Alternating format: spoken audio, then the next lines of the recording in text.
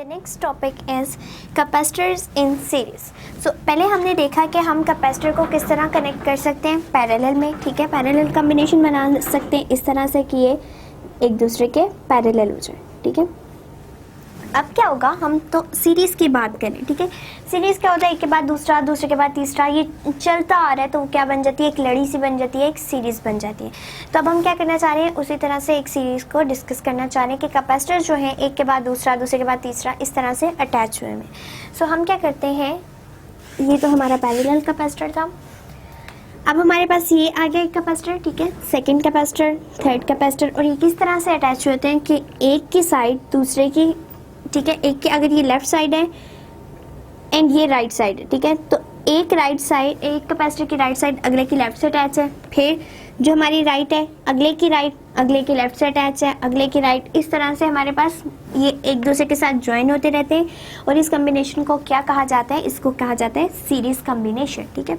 अब उसी तरह से यहाँ पे चार्जेस नहीं है, हमें चार्जेस को स्टोर करवाना है, हम क्या करेंगे, बैटरी यहाँ पे कनेक्ट कर देंगे, ठीक है।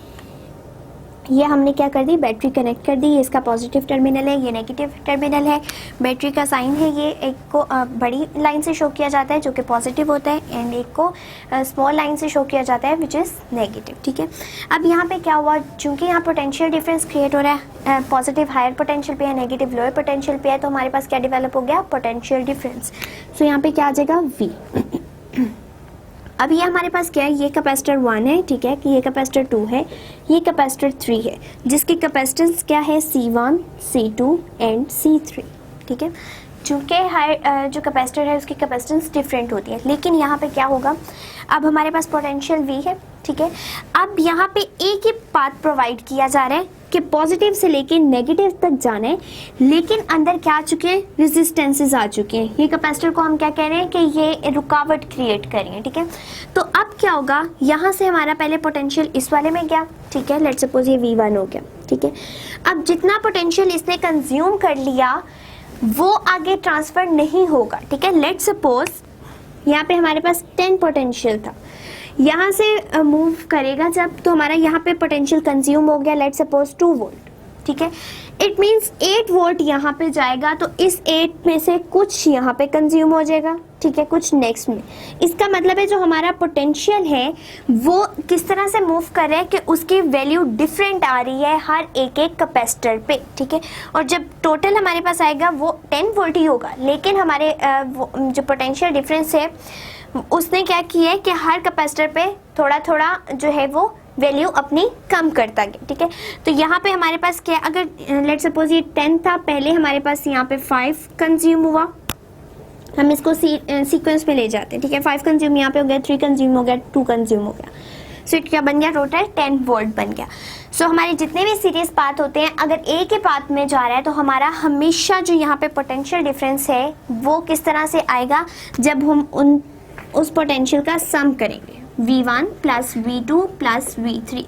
सो पैरेलल के केस में क्या था कि हमारे पास डिफरेंट पाथ्स थे, ठीक है। डिफरेंट पाथ में से हर पाथ को क्या मिल रहा था, इक्वल पोटेंशियल डिफरेंस मिल रहा था। लेकिन यहाँ पे हमारे पास क्या है कि हमारे पास एक ही पाथ है, उसी पाथ में हमारे सारे कैपेसिटर अटैच हुए हैं, तो हमारा पोटेंशियल डिफरेंस किस तरह से आएगा, जब हम तीनों कैपेसिटर्स पे यूज़ होने वाले पोटेंशियल को अलग अलग ऐड करेंगे, ठीक है। अब इस तरह से हमारे पास पोटेंशियल तो आ गया। अब पोटेंशियल का बेसिकली काम क्या है कि वो चार्ज को मूव करवाने में हेल्प आउट करता है। अब लेट्स सपोज यहाँ पे चार्ज आ गया पॉजिटिव, ठीक है।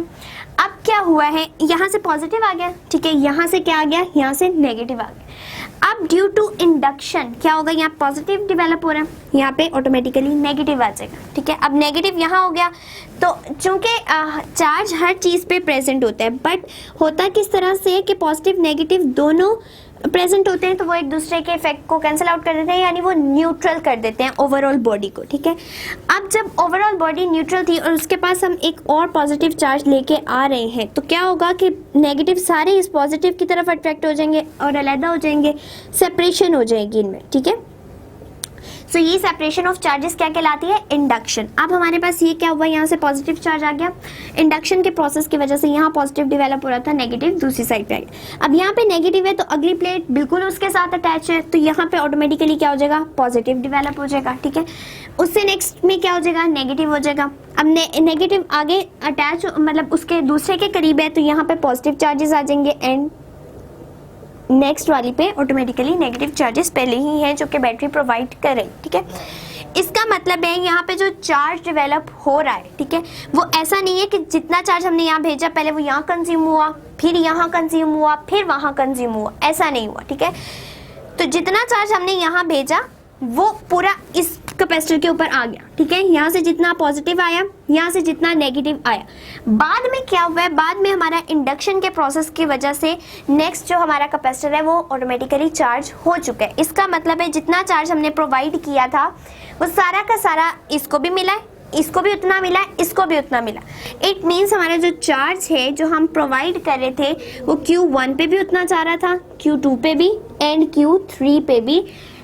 तो अब हमारा जो किस तरह से लिखा जा सकता है कि जो कैपेसिटर ने Q1 को चार्ज किया उसकी भी उतनी कैपेसिटी थी, दूसरे की भी एंड तीसरे की भी। कैपेसिटी डिफरेंट थी लेकिन चार्जेस जो स्टोर किए वो किस तरह से आ रहे हैं कि जितना हम बैटरी से दे रहे हैं उतना चार्ज एक पे स्टोर हो रहा है, उतना ही दूसरे पे हो रहा है, उतना ही तीसरे पे हो रहा है। अब इनकी अलग अलग कैपेसिटेंस है, ठीक है। ऑल्दो कि इनके अलग अलग कैपेसिटेंस होने की वजह से क्या होगा, जो हमारी C है वो किस तरह से आएगी, C1 plus C2 plus C3। और ये कैपेसिटेंस हमें टोटली ओवरऑल क्या बता रही है, इस पूरे सर्किट की कैपेसिटेंस, ठीक है।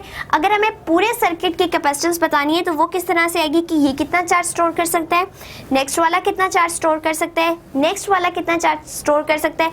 और इसी तरह अगर हम नंबर ऑफ कैपेसिटर अटैच करते हैं तो वो कितना चार्ज स्टोर कर सकते हैं, ठीक है। तो ये हमारे पास क्या बन जाएगा कि ये तो हमने जस्ट 3 कैपेसिटर्स के लिए लिया, अगर n नंबर ऑफ कैपेसिटर के लिए हम देखते हैं तो क्या आ जाएगा, Cn, ठीक है। सो इसको Cn से भी रिप्रेजेंट किया जा सकता है। अभी फिलहाल तो हम 3 की बात कर रहे हैं तो हम इन 3 को ही डिस्कस करते हैं। सो ये क्या बन जाएगा, हमारा इक्विवेलेंट कैपेसिटेंस, ठीक है। अब यहाँ पे देखें जो पैरेलल कैपेसिटर था उसमें हमने क्या कहा था कि जो Q है, ये हमने कैपेसिटर की इक्वेशन में पढ़ा था कि हमारे पास जो कैपेसिटेंस आती है उसका वो फॉर्मूला क्या है, Q is equals to CV, ठीक है। अब हमारे जो पैरेलल का केस था उसमें चार्जेस जो स्टोर हो रहे थे उनकी वैल्यू डिफरेंट थी हर कैपेसिटर के ऊपर, ठीक है। सो हमने Q को यहाँ पे प्लेस किया एंड C के साथ उस पैरामीटर को प्लेस किया जो कि कांस्टेंट था, ठीक है। अब हमारे केस में यहाँ पे क्या हो रहा है कि यहाँ पे हमारे पास V कांस्टेंट है, ठीक है। V एक के लिए Q कांस्टेंट है, Q जो है वो एक कैपेसिटर के ऊपर भी उतना होगा, दूसरे के ऊपर भी उतना होगा, तीसरे के ऊपर भी उतना ही होगा। लेकिन यहाँ पे चेंज क्या हो रहा है, यहाँ पे हमारा पोटेंशियल डिफरेंस चेंज हो रहा है, ठीक है। इसका मतलब है यहाँ पे हम जो C के साथ लेते हैं वो तो कांस्टेंट वैल्यू होती है। तो अब हमने इस इक्वेशन को किस तरह रीअरेंज करें कि हमारा C जो है वो Q के साथ आए। सो यहाँ पे अब हम देख लेते हैं Q is equals to CV, ठीक है। अगर C के साथ कांस्टेंट आना चाहिए और ये V जो है चेंज हो रहा है तो हम इस V को इधर रहने देते हैं, C को दूसरी साइड पे ले आते हैं, Q ओवर C, ठीक है, which will become equal to V। अब ये V क्या है, V तो तीनों जो कैपेसिटर हैं उनके ऊपर जितना पोटेंशियल आया उनको ऐड करके आएगा, इसलिए हमने उसको सेपरेट आउट कर लिया। C क्या है, कैपेसिटेंस जो कि वो पूरा सर्किट स्टोर कर सकता है चार्ज को, ठीक है। और Q हमारा कांस्टेंट है कि हर एक जो कैपेसिटर है वो उतना ही चार्ज गेन करेगा जितना हम बैटरी से प्रोवाइड करेंगे। सो अब हमारी एक कांस्टेंट वैल्यू के साथ आ चुका है C। अब हम इसको किस तरह से लिख सकते हैं कि हमारे पास C की वैल्यूज क्या क्या है, हमारे पास इस तरह से आ जाएगा। लेट सपोज अगर हम 1 ओवर C कर लेते हैं, ठीक है, V एंड C किस तरह से आ रहा है हमारे पास 1 ओवर C1, ठीक है, plus 1 over C2 plus 1 over C3। सो ये हमारा V के इक्वल आ जाएगा, ठीक है। तो यहाँ पे क्या है, चार्ज उतना ही स्टोर हो रहा है तो हर एक की कैपेसिटेंस जो है वो डिफरेंट है, ठीक है। चार्जेस उतना ही स्टोर हो जाएगा लेकिन ये एबिलिटी के किस हद तक स्टोर किया जा सकता है वो किस तरह से आएगी, 1 over C1, 1 over C2, 1 over C3। और चार्ज चूंकि एक ही जितना आ रहा है तो हमने उसको बाहर लिख लिया, ठीक है। अब अगर हमारे पास इस कम्बिनेशन में नंबर ऑफ कैपेसिटर्स आ रहे हैं, ठीक है। सो ये तो हमारा बन जाएगा कि हम पोटेंशियल को फाइंड आउट कर सकते हैं कि हमारे जो हर एक एक पॉइंट पे, हर एक एक कैपेसिटर पे कितना कितना पोटेंशियल जो है वो कंज्यूम हो रहा है। अगर हम यहाँ पे V की जगह इसको लिख दें V1 plus V2 plus V3, ठीक है। सो यहाँ पे जो चेंज हो रहा था हमने उसको इक्वल के दूसरी साइड पे लिख लिया है और जो C के साथ एक कांस्टेंट वैल्यू को लिख लिया है, ठीक है। कांस्टेंट में इसलिए बोल रही हूँ क्योंकि यहाँ पे चार्जेस जो है जितना हम बैटरी से प्रोवाइड कर रहे हैं उतना का उतना ही चार्ज पहले पे भी आ रहा है, उतना दूसरे पे आ रहा है, उतना ही तीसरे पे आ रहा है, इसलिए मैं यहाँ पे कॉन्स्टेंट का वर्ड यूज़ कर रही हूँ। अदरवाइज ऐसा नहीं है कि हर सर्किट के लिए एक जितना ही चार्ज प्रोवाइड किया जाए, सिर्फ इस सर्किट के लिए कि जितना हमने यहाँ से किया उतने का उतना इन तीनों कैपेसिटर्स के ऊपर आ गया, इसलिए जस्ट यहाँ पे यूज़ किया जा रहा है। अदरवाइज अगर आप कांस्टेंट का वर्ड यूज़ ना भी करें तो बेटर है, क्यों हम बाहर ले लेंगे 1/c की जगह हमने इस तरह से कम्बिनेशन बना दिया, ठीक है। अब इसकी मदद से हम डिफरेंट पैरामीटर्स पे फाइंड आउट कर सकते हैं। अगर हम ये फाइंड आउट करना चाह रहे हो कि इनकी कैपेसिटेंस कितनी है, तो हम जो V की साइड V है, ठीक है, Q को दूसरी साइड पे ले जाए तो हम इजीली फाइंड आउट कर सकते हैं कि ये कितनी कितनी कैपेसिटेंस का जो है हम एक एक कैपेसिटर यूज़ कर रहे हैं। तो ये इसी तरह हम डिफरेंट वैल्यूज़ को फाइंड आउट कर सकते हैं बाय यूजिंग द फॉर्मूला। अब अगर हमारे पास यहाँ पे तो जस्ट हमने 3 की बात की, अगर हमारे पास नंबर ऑफ कैपेसिटर्स यूज़ हो रहे हैं तो उनको हम किस तरह लिख सकते हैं, up to so on Cn तक। इसका मतलब है C इक्विवेलेंट आ जाएगा, तो 1/C equivalent become equal to V/Q।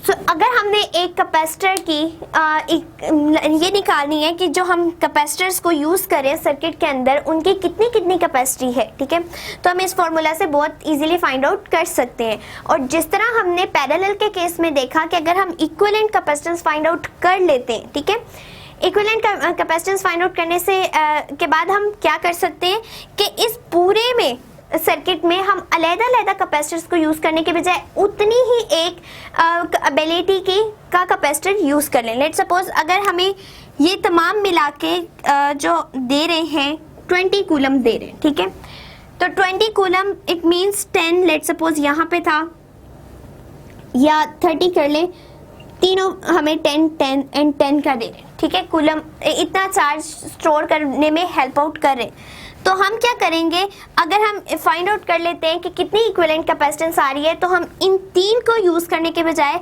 हम क्या करेंगे, एक ही 30 कैपेसिटेंस का कैपेसिटर यूज़ करेंगे और अपने जितने भी हमारे वर्किंग कंडीशन में जिनको ज़रूरत होती है कैपेसिटर की इलेक्ट्रॉनिक डिवाइसेस को, उनमें उतने का ही एक कैपेसिटर फिट कर देंगे।